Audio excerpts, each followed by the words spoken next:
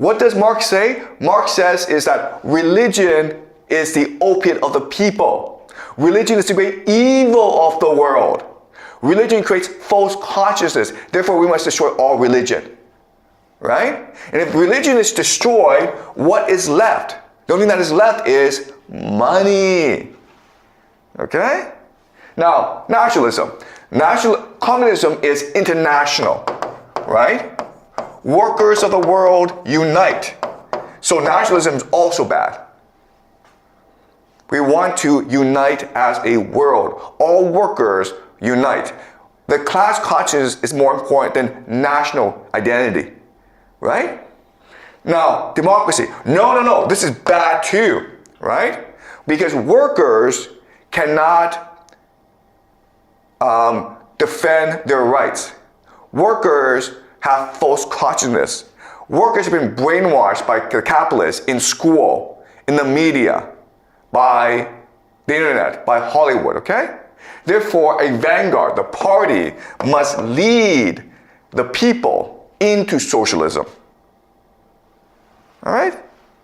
So this is really convenient how capitalism and communism have similar enemies, and communism helps destroy all four enemies in a way that capitalism cannot. Right? So you could also make the argument that maybe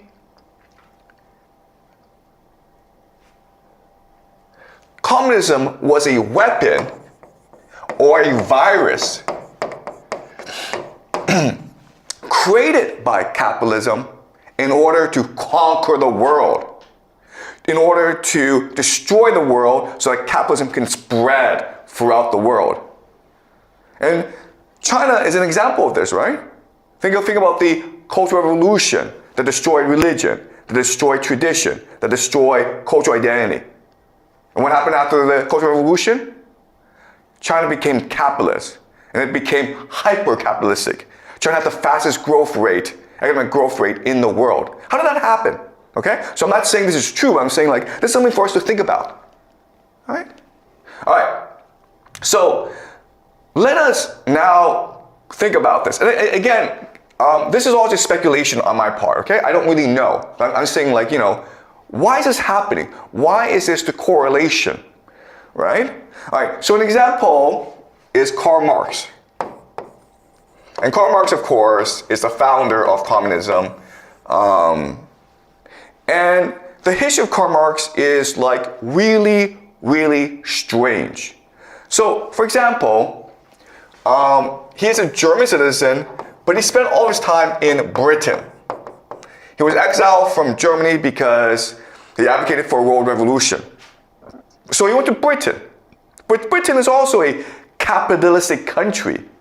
So why is it that he's allowed to do whatever he wants in Britain? He wrote most of his works in the British Library, in the British Museum.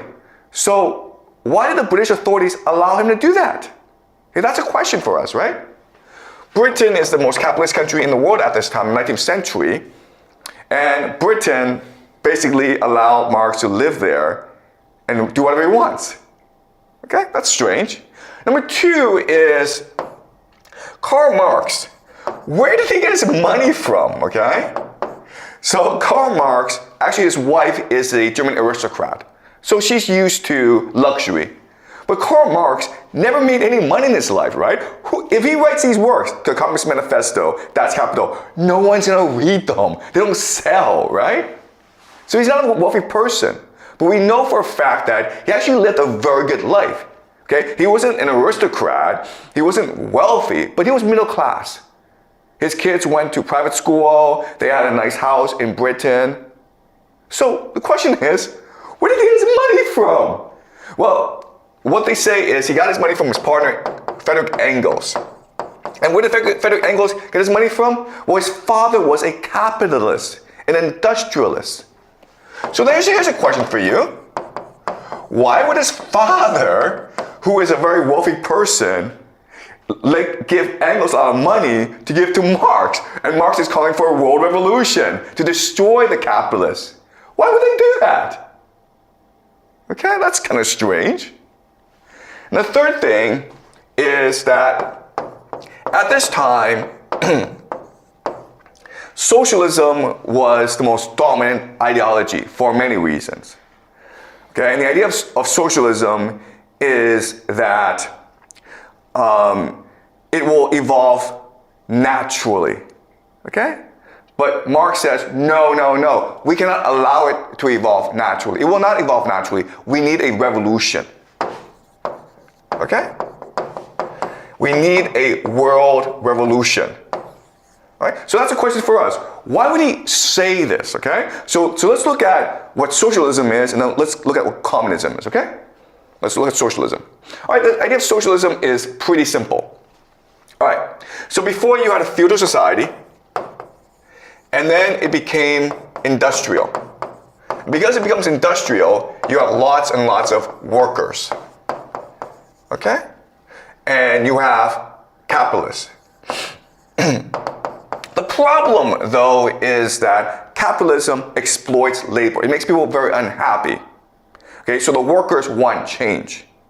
Then you have the industrialists, the capitalists. The problem is that capital consolidates, okay? So maybe you have 1,000 capitalists to start, but then maybe 10 will take over all the money, okay? All the means of production, the factories. Then maybe one, okay? Because that's how capitalism works.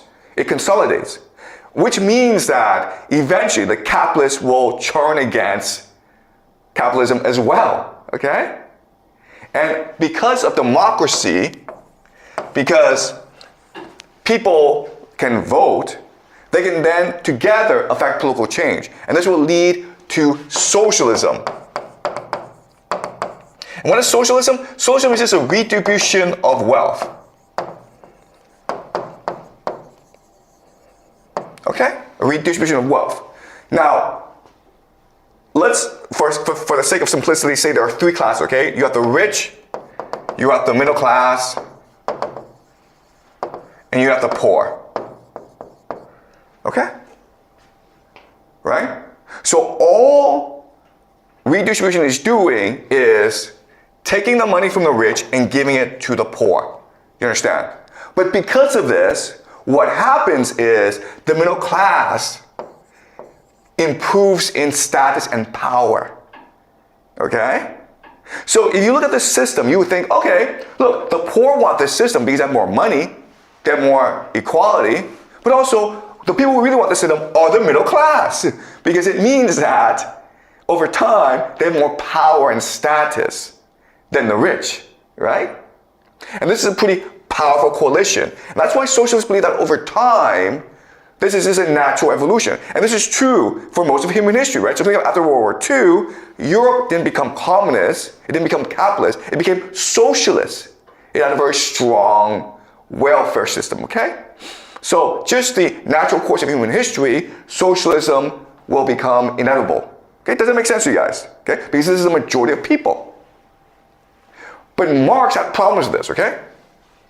Marx says, okay,